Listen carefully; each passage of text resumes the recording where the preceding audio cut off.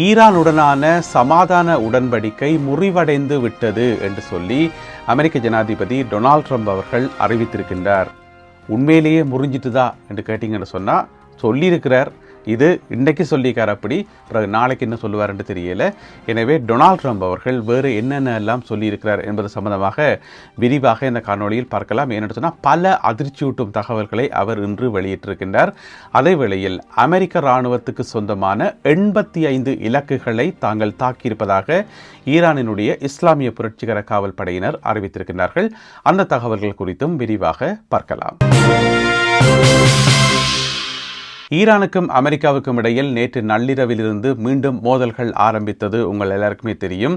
நேற்று செவ்வாய்க்கிழமை பகல் வேளையில் கப்பல்கள் மீது தாக்குதல்கள் நடத்தப்பட்டது. ஹோர்முஸ் நீரிணை பகுதியில் 3 கப்பல்கள் மீது தாக்குதல் நடத்தப்பட்டது. அந்த தாக்குதல்களை நடத்தியது ஈரான் தான் என்று சொல்லி அமெரிக்காவும் கட்டாரும் குற்றச்சாட்டுகளை முன்வைத்திருந்தார்கள். அதனை அடுத்து நேற்றிரவு ஈரானிய நகரங்கள் மீது, தெற்கு ஈரானிய நகரங்கள் மீது அமெரிக்கா வான்வெளி தாக்குதல்களை நடத்தியிருந்தது. அதிலே பொதுமக்கள் காயமடைந்து மருத்துவமனையில் அனுமதிக்கப்பட்டிருந்தார்கள். அதாவது நேற்று என்று சொல்றது இன்றைக்கு புதன்கிழமை அதிகாலை வேளையில் ஒரு 3 மணி போல.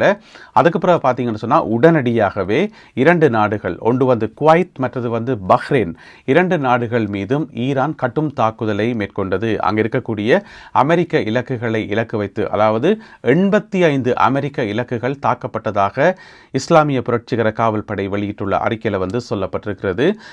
அமெரிக்காவினுடைய தாக்குதல் நடைபெற்று சிறிது நேரத்திலே பார்த்தீங்கன்னு சொன்னால் உடனடியாக குவைத்திலும் பஹ்ரைனிலும் குறிப்பிட்ட சில பகுதிகளில் மின்சாரம் தடைப்பட்டதாக சொல்லப்படுகிறது. முதல் கட்டமாக மின்சாரம் எல்லாம் தடைப்பட்டு அது சிலவள பாதுகாப்பு காரணங்களுக்காக ஆஃப் செய்யப்பட்டிருக்கலாம். எல்லா இடமும் இருளில் மூழ்கியதாக சொல்லப்படுகிறது. உடனடியாகவே வான் பாதுகாப்பு பொறிமுறை இயக்கப்பட்டு அதற்கான எச்சரிக்கை அலாம் எல்லாம் ஒலித்தது. எனவே விடியப்புறம் ஒரு 3:30-4 மணி போல மக்களுக்கு நிம்மதியாக நித்திரையும் இல்லை. எல்லோரும் எழுந்து பாதுகாப்பான இடத்தை நோக்கி சென்றதாக தங்களுடைய பாதுகாப்புகளை உறுதிப்படுத்தி கொண்டதாக சொல்லப்படுகிறது. அதனை அடுத்து ஈரானினுடைய தாக்குதல்கள் சரமாரியாக குவைத் மீதும் பஹ்ரைன் மீதும் நடத்தப்பட்டுள்ளன. 85 இலக்குகள் தாக்கப்பட்டிருப்பதாக, இதனுடைய சேத விவரங்கள் சம்பந்தமாக அமெரிக்க தரப்பிலிருந்து எந்த ஒரு தகவலும் வெளியாகல. இருந்த போதிலும் கூட பல ஏவுகணைகளும் பல ட்ரோன்களும் சுட்டு வீழ்த்தப்பட்டதாகவும் இடைமறிக்கப்பட்டதாகவும் அமெரிக்கா வெளியிட்டுள்ள அறிக்கையில் சொல்லப்பட்டிருக்கிறது. எனவே எங்களுக்கு என்ன விளங்குது என்று சொன்னால் அமெரிக்க தரப்பும் ஈரானிய தரப்பினரும் மீண்டும் மோதல் நிலைமைக்கு வந்திருக்கின்றார்கள். இந்த மோதல்களை அடுத்து உடனடியாக சர்வதேச சந்தையில் எரிபொருட்களுக்கான விலைகள் அதிகரித்தன. இன்றைக்கு புதன்கிழமை காலமே எரிபொருள் விலை அதிகரிப்போடு தான் காலமே விடிஞ்சிருக்குது. 5% அதிகரிப்பு, சராசரியாக 5% அதிகரிப்பு சர்வதேச சந்தையில் ஏற்பட்டிருக்கிறது.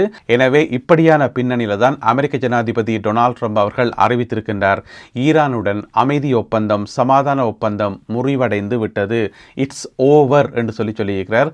அது மட்டும் இல்லாமல் இனியும் ஈரானுடன் பேச்சுவார்த்தை நடத்துவது வேஸ்ட் ஆஃப் டைம் என்று சொல்லி, நேரத்தை வீணடிக்கிற செயல் என்று சொல்லி, எனவே நாங்கள் ஒப்பந்தத்தை முறிக்கிறோம் என்று சொல்லி டொனால்ட் ட்ரம்ப் அவர்கள் இன்றைக்கு சொல்லியிருக்கார். இன்றைக்கு புதன்கிழமை சொல்லியிருக்கார். பிறகு நாளைக்கு சில வேளை நாங்கள் மீண்டும் பேச்சுவார்த்தையை தொடங்கி இருக்கின்றோம், பேச்சுவார்த்தை முன்னேற்றகரமாக போய்கொண்டிருக்கிறது. ஈரானில் இருந்து சிலர் எங்களை தொடர்பு கொண்டு கேட்டார்கள், வாங்க பேச்சுவார்த்தை நடத்துவோம் என்று சொல்லி. ஏன்னு சொன்னால் ஒவ்வொரு தடவையும் டொனால்ட் ட்ரம்ப் அவர்கள் அப்படித்தான் சொல்றவர், நான் ஒன்றும் பேச்சுவார்த்தைக்கு போகலையாப்பா, ஈரான்லேருந்து தான் எனக்கு ஃபோன் பண்ணி சொன்னாங்க பேச்சுவார்த்தைக்கு வான்னு சொல்லி, அதனால தான் பேச்சுவார்த்தைக்கு போனான்னு சொல்லி ஒவ்வொரு தடவையும் டொனால்ட் ட்ரம்ப் அவர்கள் சொல்றவர். எனவே இந்த முறையும் அப்படி சொல்றதுக்கான வாய்ப்புகள் இருக்குது. அது மட்டும் இல்லாமல் இன்று புதன்கிழமை இரவு மீண்டும் ஒரு கட்டும் தாக்குதல் ஒன்றை தாங்கள் நடத்தக்கூடும் என்று சொல்லி அங்காரா நகரில் வைத்து, அதாவது துருக்கியினுடைய அங்காரா நகரத்தில் வைத்து டொனால்ட் ட்ரம்ப் அவர்கள் சொல்லியிருக்கின்றார். உங்களுக்கு தெரியும், அங்கே நேட்டோ உச்சி மாநாடு நடைபெறுகிறது. இப்போ முடிஞ்சது அது.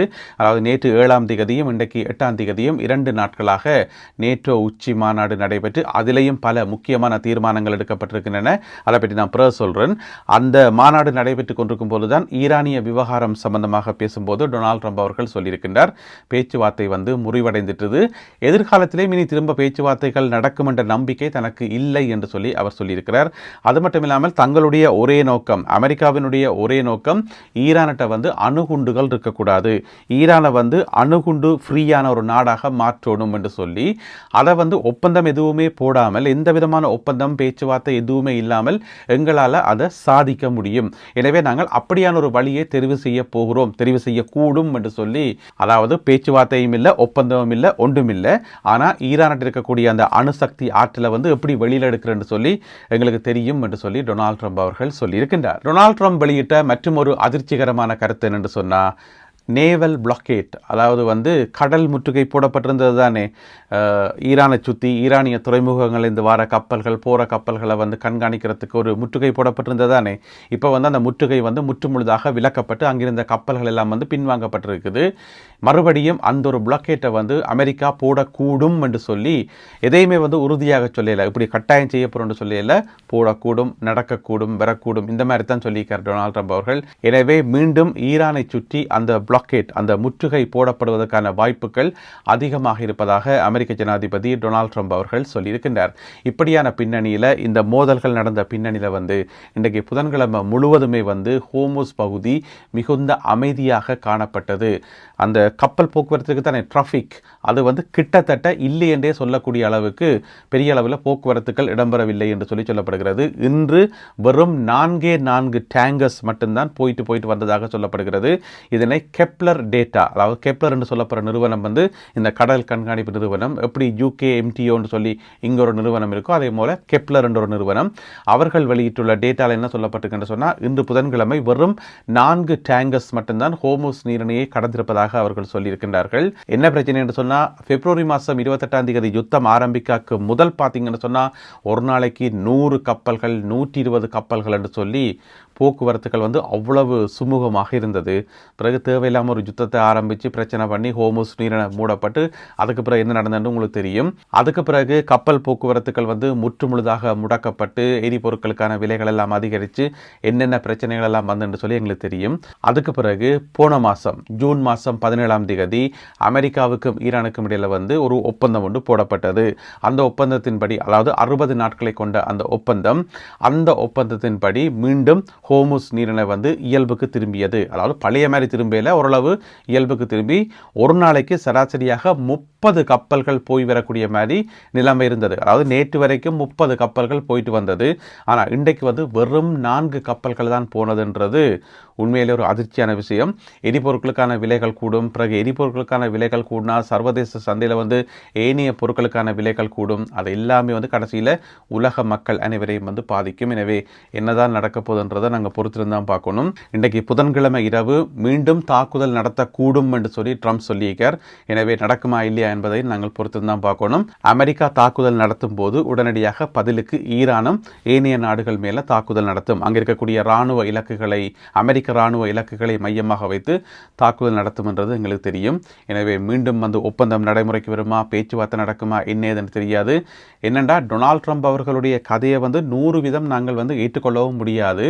இன்றைய நிலப்பாடு இது என்று சொல்லி புரிஞ்சு கொள்ள வேண்டியதான். நாளைய நிலப்பாடு என்னென்று சொல்லி ட்ரம்புக்கே தெரியுமோ தெரியாது. எனவே நாங்கள் பொறுத்திருந்து பார்ப்போம். இதுக்கிடையில் நேட்டோ உச்சி மாநாடு நடந்து முடிஞ்சது தானே. நேட்டோவில் பல முக்கியமான தீர்மானங்கள் எல்லாம் எடுக்கப்பட்டிருக்கிறது. எல்லா நேட்டோ நாடுகளும் ஒன்று சேர்ந்து ஒற்றுமையாக இராணுவ வல்லமையை பெருப்பிப்பது என்று சொல்லி ஒரு முடிவை எடுத்திருக்கின்றார்கள்.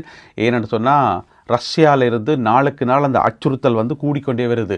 ஐரோப்பிய நாடுகள் மேலே, நேட்டோ நாடுகள் மேலே அந்த அச்சுறுத்தல் கூடிக்கொண்டே வருது. ஸோ நாங்கள் எங்களை பலப்படுத்தி ஆகணும். எனவே இராணுவ கேப்பபிலிட்டியை நாங்கள் நன்கு பலப்படுத்தணும் என்று சொல்லி ஒரு தீர்மானம் எடுத்திருக்கிறார்கள். அதே போல் ஈரான் எந்த காரணம் கொண்டும் அணுகுண்டு வச்சிருக்க முடியாது என்று சொல்லியிருக்கிறார்கள். அதே போல் நேட்டோ நாடுகள் சேர்ந்து ஹோர்முஸ் பகுதியில் இருக்கக்கூடிய கன்னிவடிகளை அகற்றுவதற்கு முன்வர வேண்டும் என்று சொல்லி டொனால்ட் ட்ரம்ப் அவர்கள் ஒரு வேண்டுகோள் ஒன்றை வைத்திருக்கின்றார். அதை விட பார்த்தீங்கன்னு சொன்னால், நேட்டோ அமைப்பால் யுக்ரைனுக்கான உதவி எவ்வளோன்னு கேட்டிங்கன்னு சொன்னால், இந்த 2026ஆம் ஆண்டுக்கு 70 பில்லியன் யூரோஸ், கொஞ்சம் நெஞ்ச காசு இல்லை, 70 பில்லியன் யூரோஸ் ஒதுக்கப்பட்டிருக்கிறது நேட்டோவால் யுக்ரைனுக்காக. இது கட்டாயம் ரஷ்யாவினுடைய கோபத்தை சம்பாதிக்கும், விளாடிமிர் புட்டினுக்கு கோபத்தை உருவாக்கும். இதுக்கிடையில் இன்னும் ஒரு செய்தி ஒன்று வெளியாகி இருக்கிறது. இன்றைக்கு இரவுக்கு அமெரிக்க ஜனாதிபதி டொனால்ட் ட்ரம்ப் அவர்கள் புட்டினோட பேச போகிறாராம். ஓவர் த ஃபோன், அங்காராவில் இருந்து கொண்டு தொலைபேசி கூடாக புட்டினோட பேச போகிறார். பக்கத்தில் வொலோடிமிர் செலன்ஸ்கியை வச்சுக்கொண்டு, அதாவது யுக்ரைனிய ஜனாதிபதியை பக்கத்தில் வச்சுக்கொண்டு அங்கால புட்டினோட பேச போகின்றார். எனவே பேசி 2 பேருக்கும் இடையிலான பிணக்க வந்து தீர்த்து வைப்பாரா அல்லது இருக்கிற பிணக்க வந்து இன்னும் அதிகரித்து தேர இழுத்து தெருவில் விடுவாரான்றதை பொறுத்திருந்து பார்க்கணும் என்று சொல்லி நான் சொல்லல. CNN வந்து அதை செய்தியாக போட்டிருக்குது. என்னென்னு சொன்னால், இருக்கிற பிரச்சனையை வந்து இன்னுமே வந்து கன்ஃபியூஸ் ஆக்கி விடுவாரா அல்லது தீர்த்து வைப்பாரான்னு சொல்லி CNN ஒரு கேள்வியோட கேட்டிருக்கிறது. இதனால தான் டொனால்ட் ட்ரம்ப் அவர்கள் CNN பார்த்து அடிக்கடி ஃபேக் நியூஸ் என்று சொல்கிறவர் போலடக்கு. எனவே என்னதான் நடக்க போகுதுன்றதை பொறுத்திருந்து பார்க்கணும். ஆக மொத்தத்தில் இன்றைக்கு புதன்கிழமை இரவு வந்து ஒரு முக்கியமான இரவு என்று சொல்லி நாங்கள் சொல்லலாம்.